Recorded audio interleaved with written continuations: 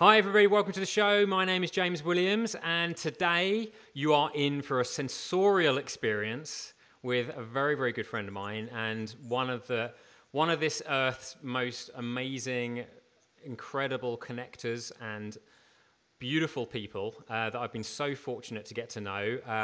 Mr. David Brower is joining us, and I'm so grateful. David, thank you so much for joining us today. It's an absolute pleasure having you on the show. David. Yes. David is, what I love about David, he is what we like to call the sensorial human guy. He is all about connection and human spiritual connection and sensorial experiences. He is known as the human connection intelligence expert. He is a speaker, a trainer, a facilitator, and a coach.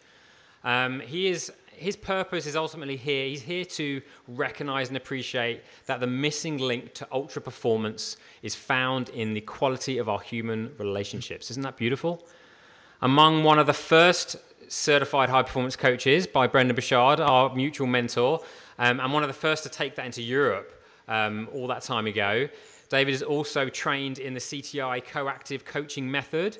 He's the creator of his own proprietary human expansion and connection live event, the Sensorial Experience Day, an immersive, unforgettable day of soul rejuvenation, energy renaissance, and connection with self and other rediscovery.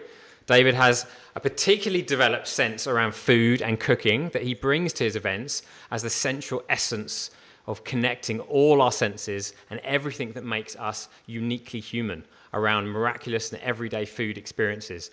An available form of human experience and expansion and transformation for anyone that we can all access all the time. David also developed the foundation of his alivefulness teachings and trainings, and alive activated awareness, appreciation, an amplified sensorial experience of everyday experiences, and in strong connection with others for ultra performance in work and home life. And many, many other things. David is like, he's been there, he's done it. And ultimately, what's beautiful about David is that with all of this and what he's doing right now with the Network for Transformational Leaders over here in Europe, with all this, David awakens every day and has a massive amount of appreciation for his epic 25-year marriage that he has with his beautiful wife, and yes, in their home in Paris, France. David, welcome, and thank you so much for joining us today. Well, that was one hell of an introduction. Thank you. I could have kept going, right? There's a lot of stuff there. No, this is beautiful. Thank you. I am graciously, warmly welcomed, and it feels great. Fantastic. Well, David, it's the reason we got you on the show today is because, like a lot of our guests, you really have done something very, very special with your life, and you really managed to connect with a very, very powerful, authentic part of yourself. And what we tend to find with a lot of our guests is there was something back when that really shifted, that really caused a massive shift in their life that motivated them to go in a direction that was ultimately going to lead them to this place of awareness and impact that you find yourself now. What would you say that was for you? Probably when I failed horribly on the LSAT exam when I was at UCLA studying political science, thinking I was going to become a lawyer, and knowing in my heart that I did not want to become a lawyer. And so that failure really put me in a bit of a tailspin and made me realize I was not pursuing the right life. And I needed to escape. I needed to adventure. I needed to leap, to go somewhere else and change my context, change my surroundings. I grew up in Beverly Hills and went to UCLA, and I was kind of caught up in that whole thing and watching lawyers on TV and saying, wow, what a cool life, and so sexy and so smart and lots of money and all these kinds of things, which is great. But not really liking at all the path to get there or the activity to do that. So luckily something sparked and snapped in me necessarily that said, flee, you need to go somewhere to get away from this. And that's what I did. I got on a plane with a one-way ticket and came to Paris, France, and that was 27 years ago. Wow. And this was 3 weeks after I got out of college. Can you imagine? And, I thought I was coming for about a year to take a break and then go back to law school. This is what I was telling everyone, right? Even though, my results were horrible and I didn't want to go to law school, but to save face and to feel like I had something to say also, right? From all the pressure and everyone kind of in their own way heading towards the path, which a lot of them I look back on and they didn't follow their path, right? They followed someone else's path. Right. Yeah. So I was able to break away and come to Paris, and it completely opened me up to an entirely radically different way, especially back then, of experiencing life, of seeing the world, of relating to food, of working to live and not living to work. And like everything got thrown up in the air around me. And I gave myself an opportunity to roam and spend a few years. I ended up staying, obviously, and spent a few years just kind of roaming, which we don't really let ourselves do too much anymore. It's all about racing to get into it and get it going. And I think I was very fortunate to have gotten off that train and gotten on my own train and found my own speed and my own tracks and my own way of going at this. And I was able to really pull out of the context that I was in. And I left my family. I knew nobody here. I had to completely learn the language and the culture and surrounded myself only by French people, so I was entirely immersed. And I suddenly realized that I really love being in a diverse situation where I'm kind of the outsider. I'm kind of, I have to really, like everything that I am kind of stands out when you're in a group of diverse people, right? You're not like all the same. Suddenly someone's different, and there's an appreciation for that. And particularly here in Europe, we're very spoiled being with so many cultures and languages and the mixing of that. So this was really a trigger for me, to let me say, wow, I can see life and experience life so differently. Let me, what does this mean to how I want to live my life and lead my life, and the choices I make and the work I'm going to do, how I'm going to spend my money and how I'm going to relate to that, and all these different, relationships and connections that we have were completely like thrown up in the air. And for a while it was difficult, guys. I was like comparing, oh, we do that there, but here we do this. You kind of do this comparison thing. It's like one's than the other. And then little by little, if you're lucky, which I feel like I am, you start to integrate and fuse the best of both worlds, the best of each world. And hopefully on the sides, the part that's not so good kind of gets brushed on the outside. And you live this life kind of as a perpetual neophyte and beginner's mind. And, as you're in a place where I feel like I'm always a tourist, and there's something really refreshing. That's beautiful. About that I love. So yeah, that was really that trigger, which was obviously a monumental shift. 7 years I've been here more now than I spent growing up in the United States. Yeah, that's incredible, isn't it? Isn't it amazing what an environment shift does to your relationship with yourself, your perspective of the world around you? Like you said so eloquently, it really, really throws everything up in the air and kind of makes you question yourself and question everything you've grown up with.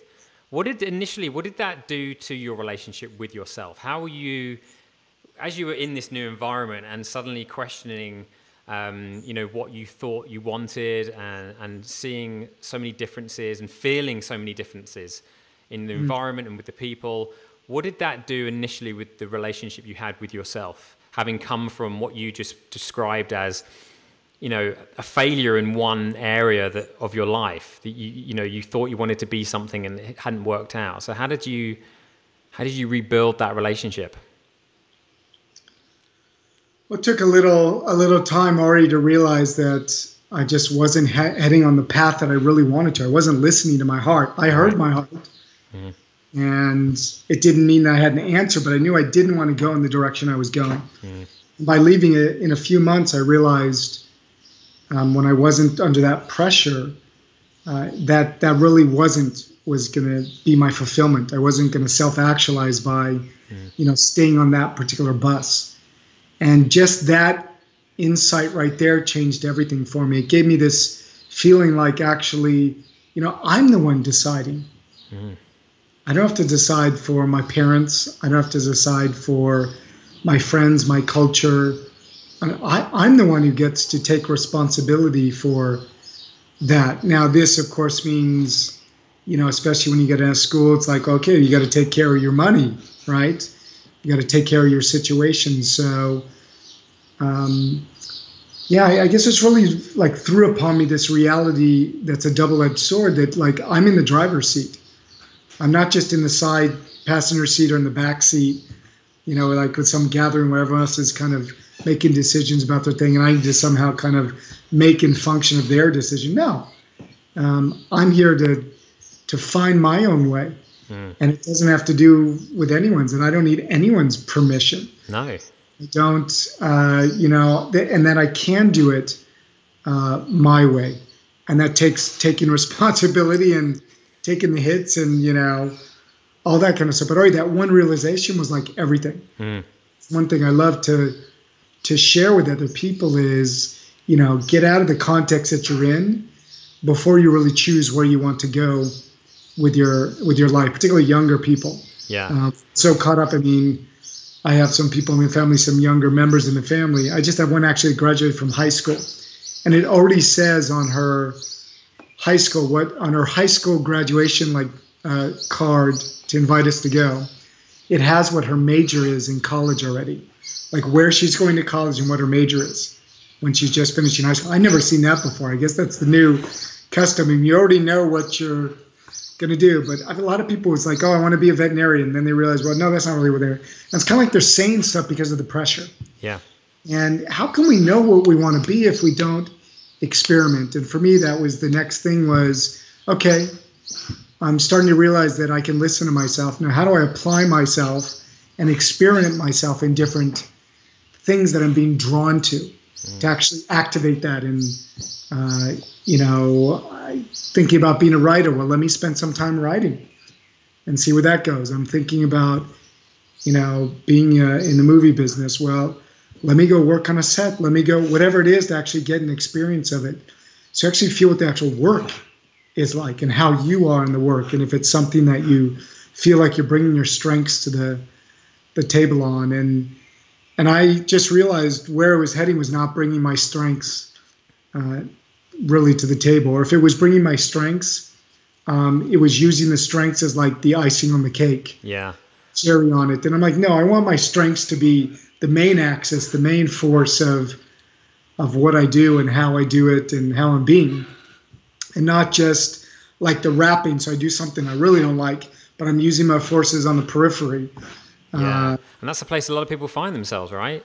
It's interesting going from what you're describing as, rather than looking ahead to something I roughly know what other people have done and what it might feel like, you're pointing yourself in a direction that you don't know what's going to happen, but it feels good from a deeper place. It's like, I don't know if I can do it. I don't know if it's going to work out. I don't know if there's any money in it. But if I just think about what feels good right now, that's where the decision's coming from. Yeah. No one knows what it's like to be a veterinarian. You don't know what that's going to be like. You don't know what it's going to be like to be a lawyer. You've just seen, as you described, you've seen what other people experience. And they might be smiling or they might be waving cash around. But it seems that what you've done, the shift really connected you with a deeper place that meant you're making decisions from what feels good in that moment as a direction to experience or find out about, even if it doesn't work out. And that's a really courageous move.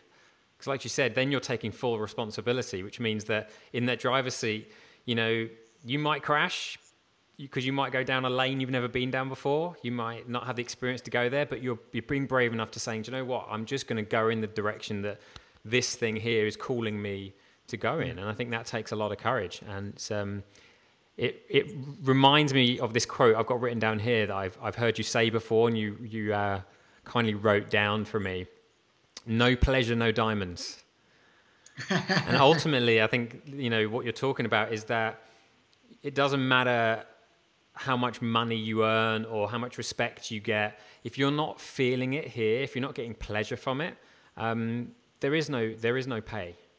There's no success. There's no, that feeling of ultimately what we're after in life, right? That joy, that feeling of achievement. And so it's a beautiful thing. Tell me a little bit, if you could finish off, before we go to our first break, if you could finish off this area of self-discovery with for our audience, for everyone listening, everyone like zoned in on everything you're saying right now, how can they start to appreciate their life a little bit more, rather than being so connected to something in the future that they're chasing? How can they be more connected to their life more now? It's a great question. This is my life's practice, and it's probably, we say that you teach what you most need, right? Mm-hmm. And I'm a perpetual student of trying to ritualize that and live my life and actually create a lifestyle that drives me to this. So one of the things, absolutely, of course, is your relationship with food and learning to cook masterfully.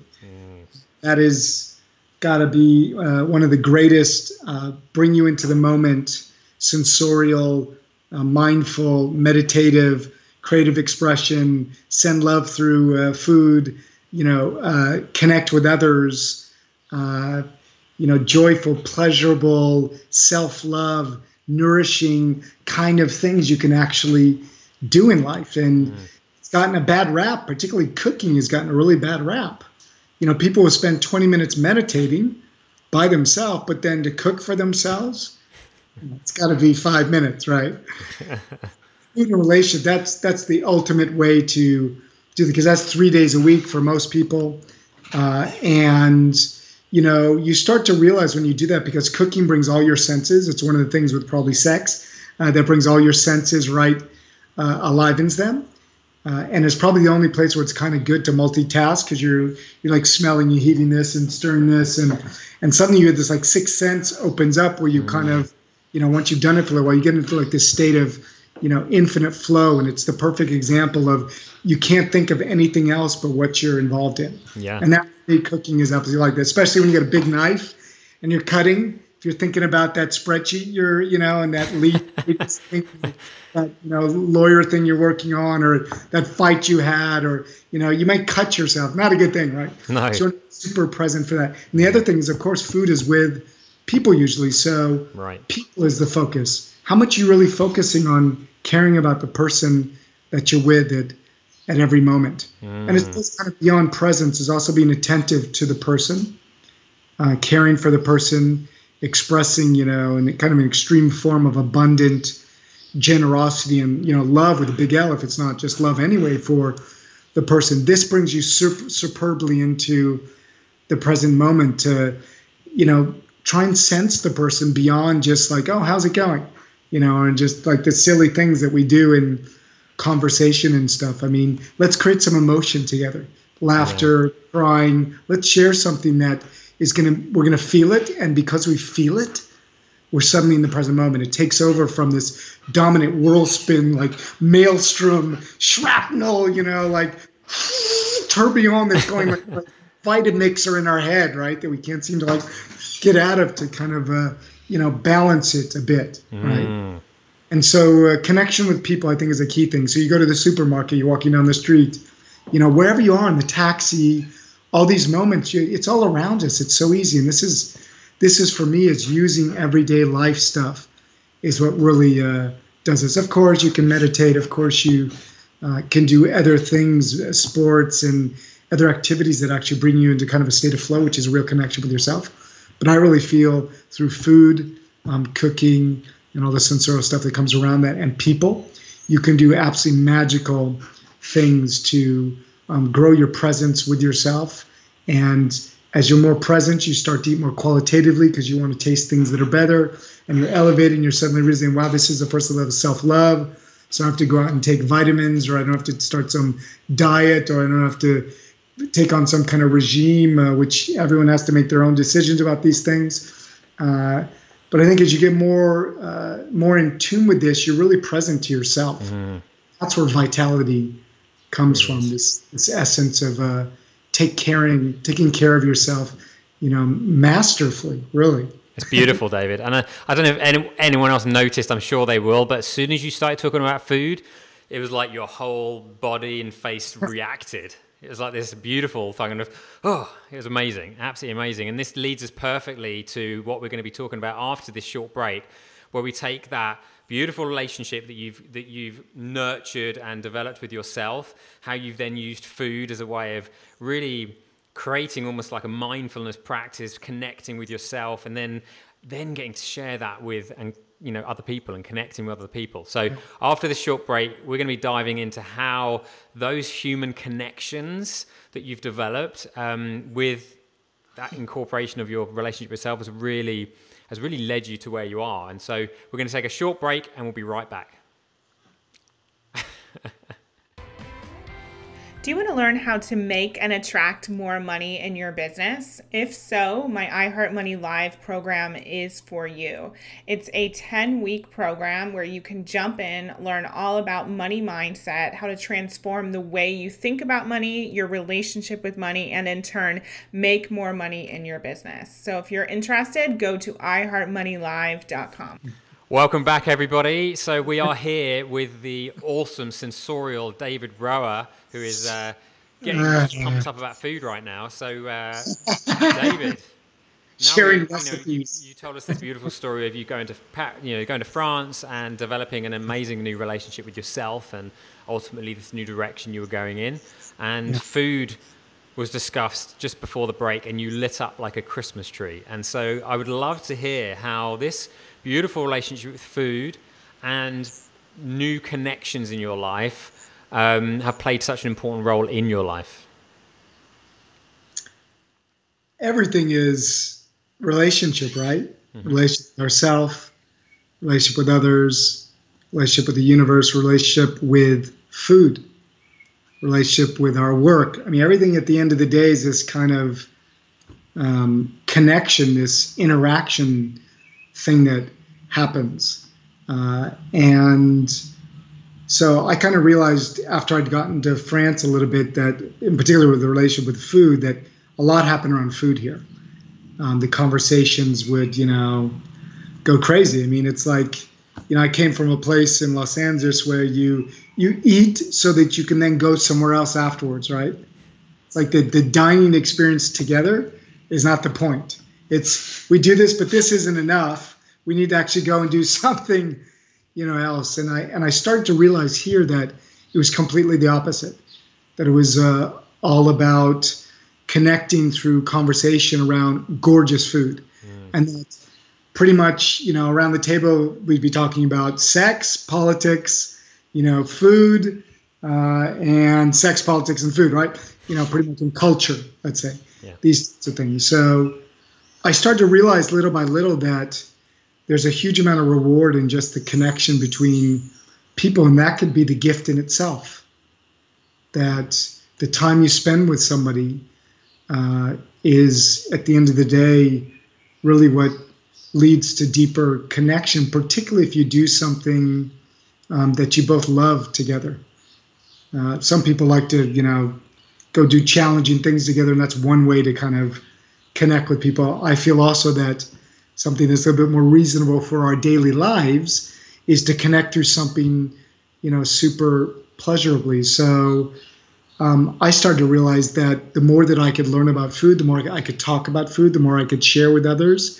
And it was incredible also because I'd sit around a table and we'd talk about a movie that someone saw or something we were eating, and everyone would have a different opinion. And I was I was a little bit shy to express really what I felt about something when I first came here. And I realized that true connection is about being yourself and expressing who you are. And that gives you that unique personality and that style and that panache, and hiding behind that because you're afraid of what someone maybe will think of what you've expressed is not going to connect you to people. It's not going to let people know who you really are, what you're made of, how you, what your personality is really like. And so little by little here on tables, I started to realize, well, I could also say that movie sucked, even though, the person I liked the most at the table, loved that movie, right? And it's it's not like, oh my God, it's something, this was probably me projecting, but it's kind of like this thing that comes between us. So for me, it was suddenly this moment of true connection was you can express who you are in the world, what you like, what you don't like. You don't have to fear judgment or criticism, and even if it comes, it's conversation. And it's going to kind of wash in and out. It should go in one ear and out the other. And, as long as no one's getting hurt or, this kind of stuff. But so connection actually started to open up to me and say, wow, I'm actually pretty good at this.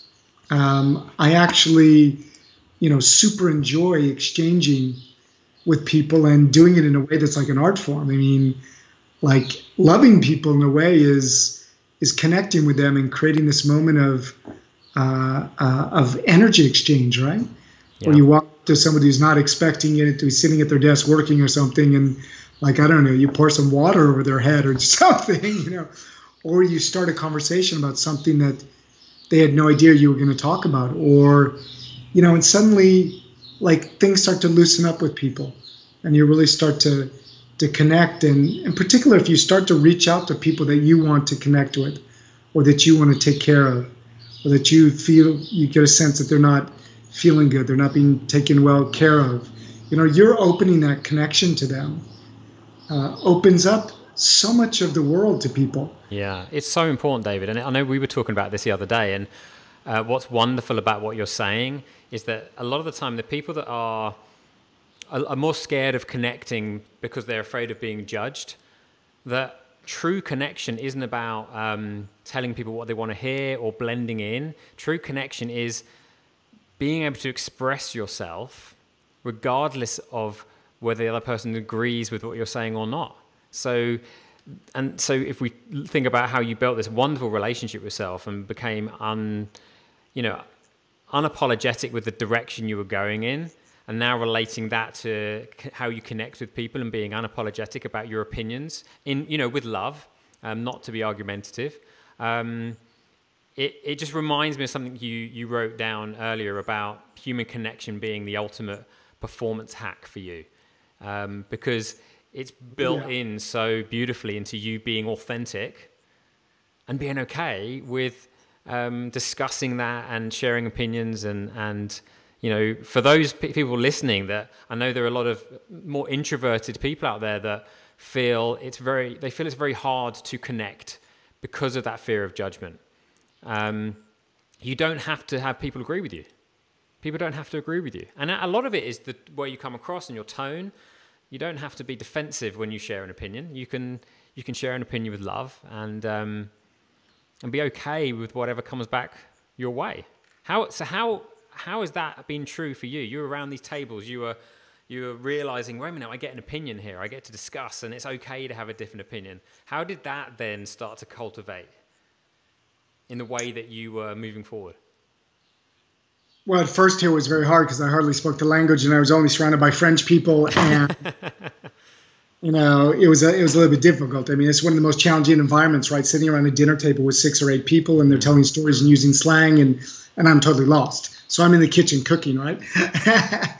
And, you just start to realize that if you can somehow be involved in the conversation, even if you don't have an opinion, but at least you're involved. And what I mean by that is also you're receiving from others. And I think for shy people, this can be part of this also is, sitting around a table, maybe you're not saying much, but, at least that you're like receive the energy that's coming around the table, the jokes and things. It reminds me of a story when I was in the south of France at a trade show in Cannes around a TV festival.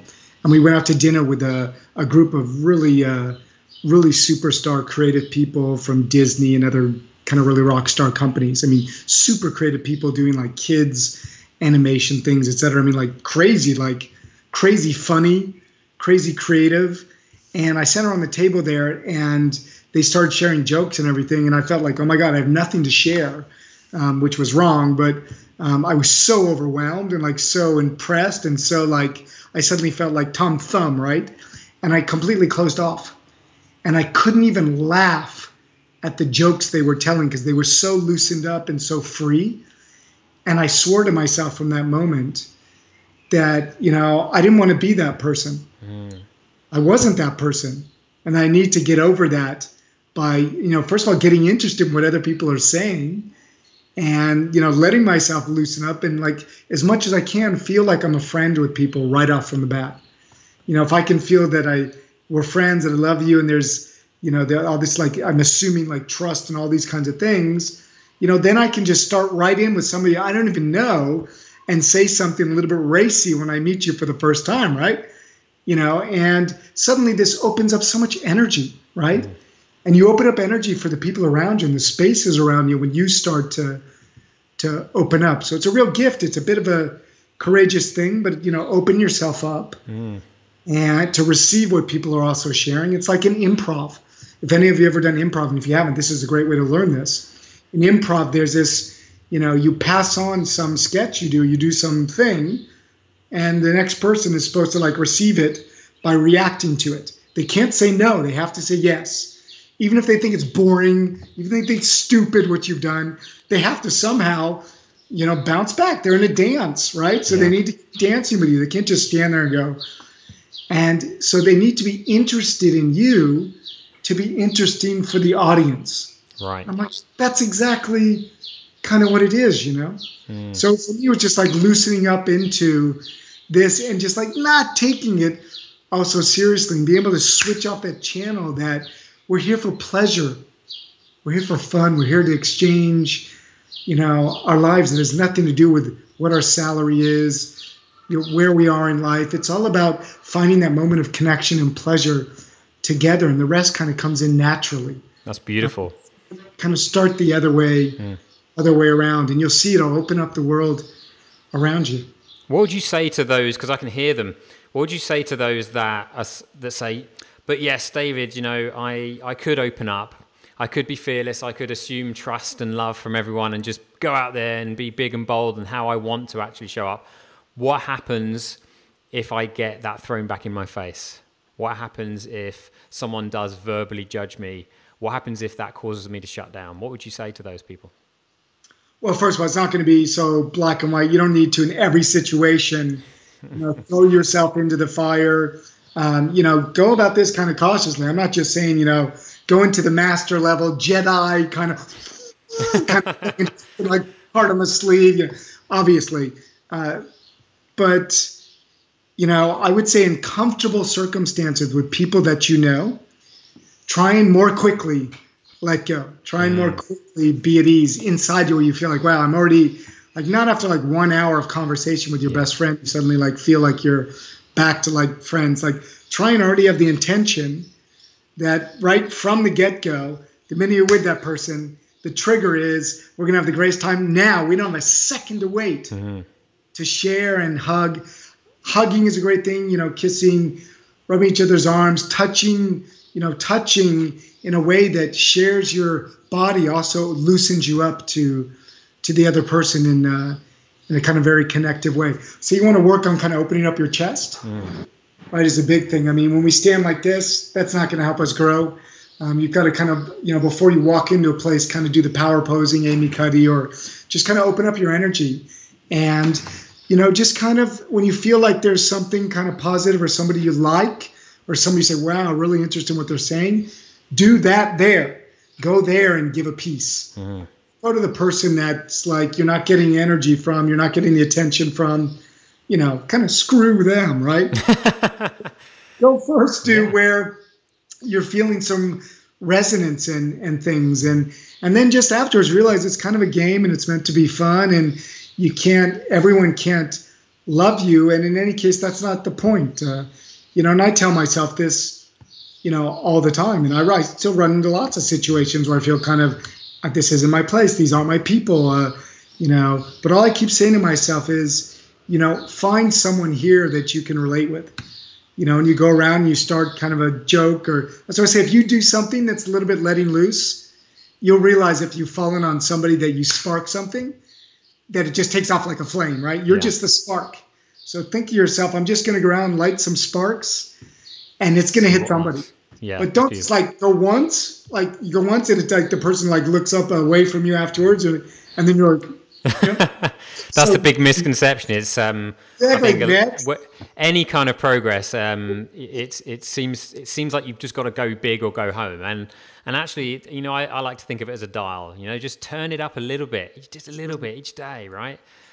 Just step outside of comfortable a little bit, because ultimately that's freedom, isn't it? Is getting to express. And this is what we're learning from you, David, is how to feel more, how to get all those senses sparked and lit up as much as we possibly can, whether it be with food or with people or ourselves. And it's such a beautiful experience already. I've heard you talk about.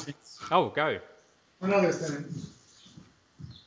If all else fails, when you're connecting with people in your own place, just always remember that you're walking around looking like this. And maybe even buy a pair for yourself, because I'm telling you, walk around with these, you will find the right people. You will find the right people. What you're experiencing right now is I get pictures like this from David all the time. Right, just pictures of him with something crazy on his face, and it's just, we've had this conversation before, David, about connecting to your childlike side, having fun, and we don't have to grow up completely. There's that fun part that exists. We don't always have to, be so serious. And David's the best person for this. He brings in the fun all the time. David, I've heard you mention the idea of being free to roam, and it feels like what you were talking about, even in a social circumstance, was along those lines. Can you expand on that a little bit more?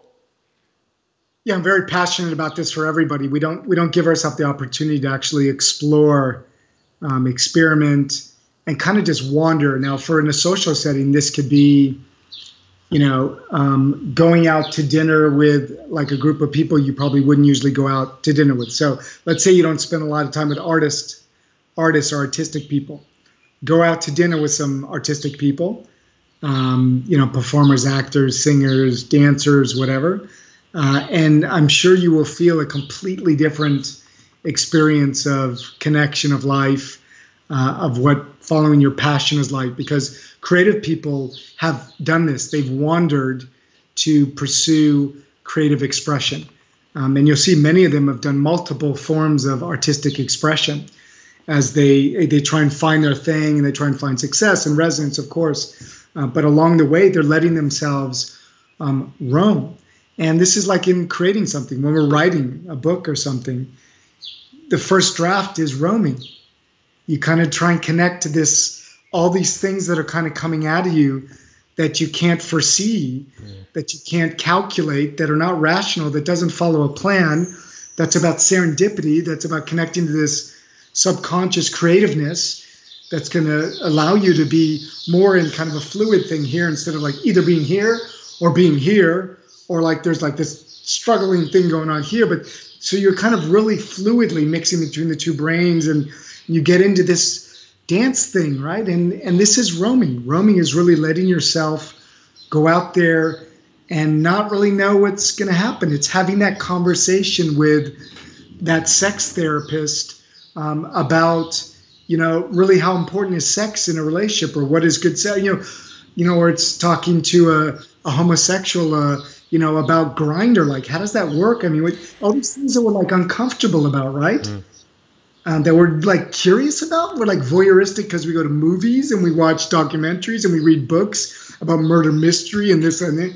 It's like, and then we get into real life and we're not really letting ourselves kind of explore. So we need to viscerally experiment with our own thing of going to get that, gong massage, of going and swimming with the dolphins, of going to some evening we would never have considered going to before, or going out with somebody that, we hadn't thought about, before. And so finding yourself in different kind of contexts that allow you to kind of see how you are in them. And little by little, if you're observant enough about how you feel about where you are, and you don't just focus on these people are different than me, there's nothing here for me, you kind of say, well, what is there here for me?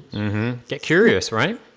You get super curious about it. And again, you kind of just roam. Get curious. It's just the great thing to do. And we don't really know how to do this today, right? Right. I mean, some people don't even know how to go on holiday, right? Without it being like ultra planned from one second to the next. Yeah, it feels too easy to stay comfortable, right? And whether it's career or life, the human experience used to be that, well, human beings, like we go to comfortable very, very easily. And I think if we're learning anything today is that from that very first trip to France that you took, is that evolution happens when we step outside of the bubble, when we step outside of our comfort zone, when we get brave and explore and poke around and look in the places that we've never been before and do it and immerse ourselves in it. Don't do it like a secret way, like really explore. And that's how we evolve. That's how, if anyone listening, you think about the last time that you genuinely felt some excitement or joy or, a day that really was just lit you up inside, I guarantee you were doing something that was a bit different, that you'd never experienced before, that was maybe a surprise. And it's such a beautiful way to conclude this part of the call. We're going to be coming back after the break, and we're going to wrap this up on a beautiful bow, as David's going to talk a little bit about how all of this relates to his relationship with his purpose, with his life connection, with where he's going now. It's not over yet, people. All of this stuff that David's been immersing himself in and giving back to the world, we're going to talk about how he's actually giving back and how he has already made so much of an impact in the world and what plans he has in the future. It's going to be an awesome conclusion to this, a fantastic interview. So don't miss it. We'll be right back. Want to be the first to hear when new episodes of the I Heart My Life show are released? Go to iheartmylife.com right now and click on Become a Member. When you enter your name and your email, you'll also receive a free gift from me called Scared or Rich, 7 Practical Biz Tips to Moving Past Fear and Hitting Your Mega Money Goals. Welcome back, everybody. You are here listening to the I Heart My Life show with the beautiful David Brower in his stunning glasses, having some fun, connecting to all of us and displaying what a wonderful world it really is if you allow yourself to roam and experience everything that we have to offer, everything the world has to offer. And, David has been so generous with his time, and he's explained to us all about this journey he took to Paris, France, and how he reconnected with himself and reconnected with, the experience that he wanted his life to be all about, and how that's led him to connect with people in a much deeper way, connect with cooking and experience and everything in his life in a very different, immersive way. And what I want to know now, David, is how have you been using all these experiences to make an impact, and where are you going from now? How are you connecting to your mission, and what is that? Deep questions. I've always wanted to live a life that was of my own making, that was my own path. I used to be super anxious about feeling that I wouldn't self-actualize, that I would be living someone else's life. And that was just nagging at me all the time. And I started to realize a lot of it was just about me being me, in whatever I was doing was really the main thing, because I was already kind of making, good decisions, I would say, for my life. But it was to always be checking in with me to make sure that I was, staying on the resonance and the vibration that was me, and coming across as the person that I am in every moment, and as much as possible. How do you go about making those great decisions? I mean, you've talked about creating and cultivating this really powerful, pleasurable life. How are you using that now to make sure that you are making great decisions in alignment with this person here? Yeah. Well, firstly, everyone should, first of all, take care of themselves. And what I mean by that is you need to be in, extraordinary, energetic, physiological, emotional shape to be able to live an exceptional life. There's no doubt about it. So the first thing, in parallel to everything else that's going on in life, is to be able to recognize where you maybe need to shine some light, and you need some love and caring and attention, so that you can actually heal yourself with yourself, and that you can bring that self into the world, and you start to live a much more gorgeous life already, because you're living something that's fresh, that you're constantly checking into every day, that you're not letting spoil, that you're paying attention to, that you're caring for. Because as long as you're doing that and you are a giving person, an abundant person, you'll be able to give so abundantly and so generously and the right kind of energy. So this isn't an ego game that I'm at all interested in, but I am interested in cultivating such a high level of well-being and vitality that I can live the life that I want and make decisions in the right space, abundant ones, and know that the decision is my path. It's my way, and I will work for the boss that I want to work for, and if not, I will leave. I will have the friendships that I want to pursue and maintain, and take ownership for these kinds of things. So, but firstly, it's really like taking care of yourself and knowing yourself, and so letting yourself roam, as we talked about, is so important. Alone, letting yourself roam a lot and meet different people and experience different things, and start to realize what you love about life, and start to hone in on those things. And little by little, you realize really what makes life worth living for you. And if you start to make your decisions based on those things, you don't get caught in FOMO. You fall into JOMO and what I call POMO, the pleasure of missing out.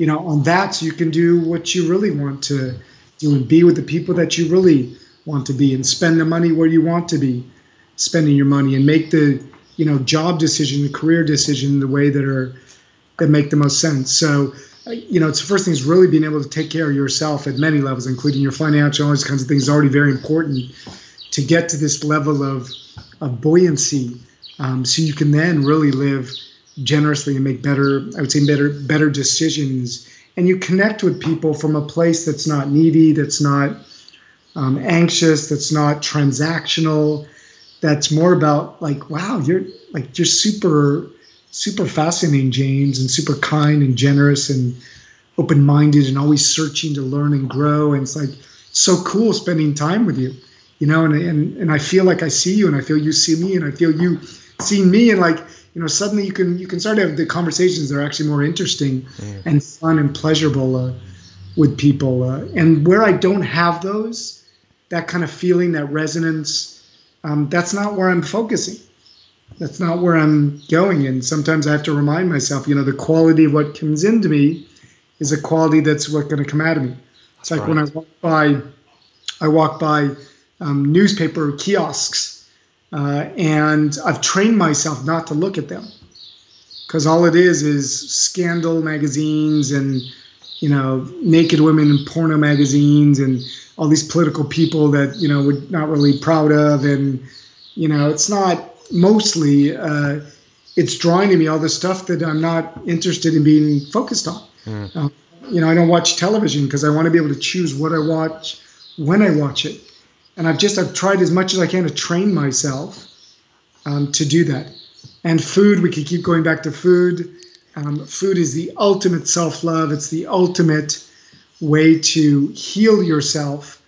It's the ultimate way to sensorially get yourself out of your head, so you feel like, wow, I'm back connected with the earth when I touch these carrots and tomatoes, and there's all these myriad of colors. And when I'm really present to it, it releases yourself into something deeper and more what I call sensorial, but so more emotional and more out of your head. I mean, think about it. When you go out to dinner from work and you're sitting at work, and then you go sit somewhere and someone's serving you and you're looking at a menu and you're not at all sensorially involved with the meal.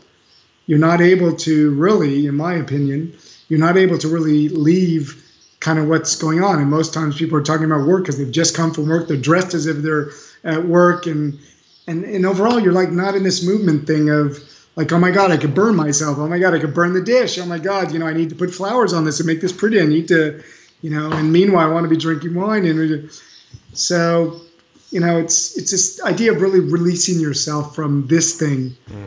Start to connect more with what you love, and not feel lack, or that you're somehow there's something wrong with you, or that you need to go on some crazy diet, or you need to do all these things, which to me are signs that you're not spending enough time learning how to really take care of yourself, as the planet was, to my heart, was made to nourish us. Yeah. This leads into this whole thing about, people, for me, people are getting a little bit extreme about, it's very controversial, but like the idea of, don't eat red meat. Well, okay. I mean, I understand that. And I don't eat a lot of red meat at all, maybe once a month or something, but I'm not against people eating meat. I'm against people eating meat 3 times a day. I'm against people eating bad meat that they buy, in the wrong place. They don't know their butcher. They don't really care about what they're buying. They're not getting strategic about sourcing their foods in a way that's gorgeous. I mean, it's like no one's getting strategic about this. And then you hear studies. Michael Pollan said this on Facebook the other day. I don't know if you saw this thing. He said that single women that cook for themselves are healthier than wealthy women who go out all the time. Wow. Like that. Single poor women who cook for themselves are healthier than wealthy women who go out all the time. Boom. What does that tell you? So there's a lot of these things that we're caught up in. We just need to kind of come back to home, reconnect with ourselves, connect with others. And then what I do now is, and what I've always done in my life here is, do dinner parties and gather people, families, friends, and make it epic. I mean, make it unforgettable. Make it so like you're raising the bar every single time. We do dinners with our nieces and nephews because we wanted them to connect with each other. Because we don't have kids, but we wanted to, multiple. We have 15 of them. They have like 10 kids. We bring them together without their parents. So we're like the uncle and aunt, and cook epic meals. We just had one last week with them. One time we did this crazy Indian meal, which I didn't even finish before they came. So suddenly everyone was helping cooking. And like, these are unforgettable moments. You don't get this in a restaurant. Okay.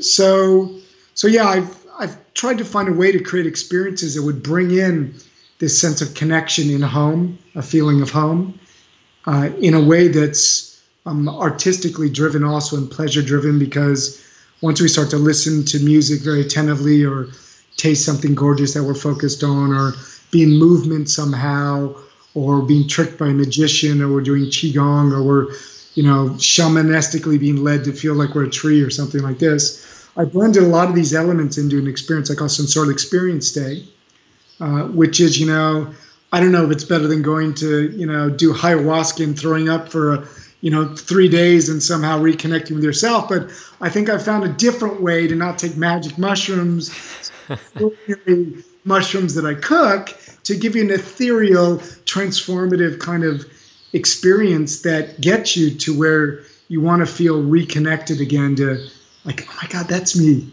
Mm-hmm. I remember what I love about me and life. And wow, I'm seeing that in you, and I'm connecting with you. And then this person and that person, all these surprises. Oh my God, you're the dancer, and all this like serendipitous roaming happens during the experience also.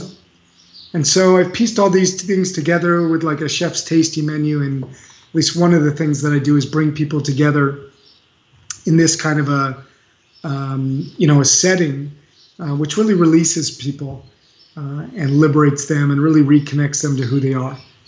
And I think that's what we're really, and feel this is what we're really striving to do. Because again, as I said, I feel that my self-actualization is through this constant connection with realizing really who I am, what I love about life and people, and not getting caught up in my head too much, in like super anxious thoughts and comparing. And yeah, this takes a lot of, coming back to yourself and doing the things that enable you to reconnect with yourself. And again, cooking is one of the ways to do this. So that's one of the things I do. I've done this in companies at some level.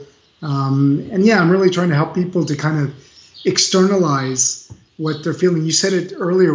I think we were kind of offline, but you were talking this sort of alignment between like what you're feeling and expressing. And then you look at yourself, like you filmed and you said, I felt way more, excited or about it than I actually expressed. Mm-hmm.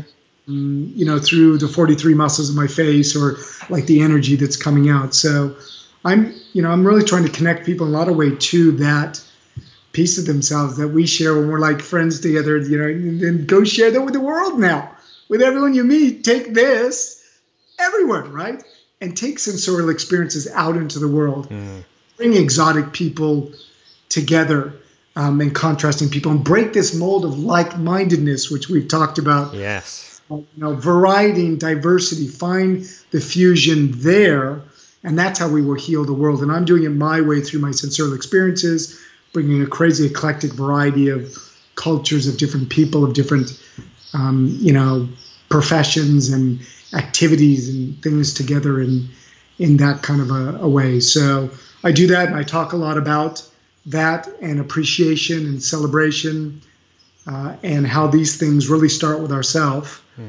We can already celebrate ourselves and keep doing that, endlessly every day, which is such a practice and a ritual. I mean, every philosophical, spiritual, religious activity is really trying to get us into this, adoring relationship with ourselves. Right.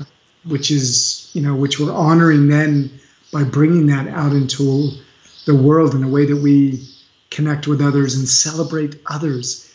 If we celebrate others, really, we can only be in a state of having celebrated ourselves.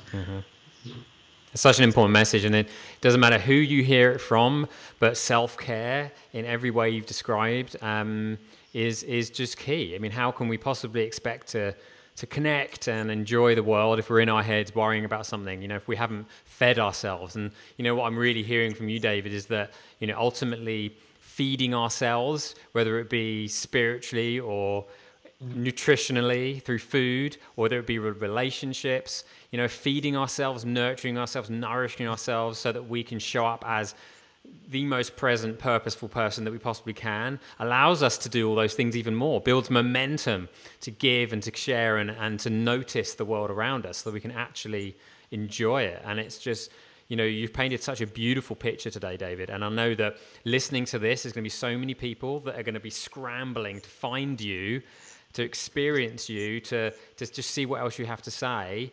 Where can they find you? Where can they experience you? Where can they go to learn more about how to, really gain some experience with you and what you're doing? Well, you can find me probably most actively on Facebook, just at David Brower.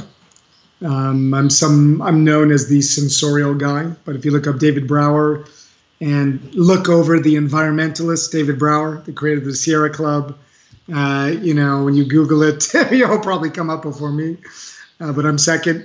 DavidBrower.com is another way that you can hook into me, and you'll find there the different accesses to get to me. I'm quite a bit also on Instagram as the Sensorial Guy, where you can see me doing some cooking and food stuff, which is always a part of my message. And those are really the main ways, at least online, to reach out to me. Yeah. So we also have a free webinar here called How to Make a Masterpiece of Your Life in 3 Steps, which David is generously sharing with you all. So you just need to log on to vimeo.com/229257735 and put in the password capital A, activating the life you love, with capitals after each, at the beginning of each word, activating the life you love.